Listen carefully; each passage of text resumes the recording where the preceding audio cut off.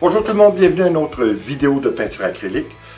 Cette fois, écoutez, on va revisiter la technique du 3D. Hein, si vous vous rappelez, il y a quelques mois, on avait fait déjà cette technique.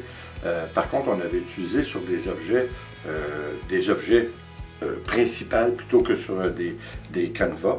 On avait utilisé, vous vous rappelez, on avait fait une maison d'oiseaux, on avait fait des masques africains.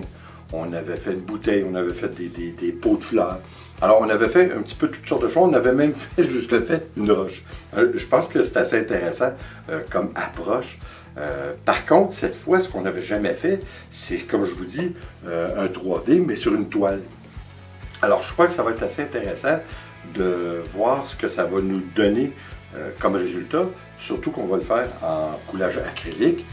Qui plus est, on va essayer, je pense que ça va être le début d'une série de vidéos que nous allons faire sur différents items qu'on peut utiliser sur des toiles. Je pense que ça va être assez intéressant. Évidemment, ce que je recherche surtout comme but, un genre de ville qu'on voit au loin qui aurait comme explosé, où le feu aurait pris. Évidemment, en abstrait, on ne tente pas de reproduire une vraie ville. Alors, on va voir ce que ça donne. Alors, hein, comme on dit toujours, il n'y a pas d'autre manière que de l'essayer. Alors, on y va, puis on revient pour le mot de la fin.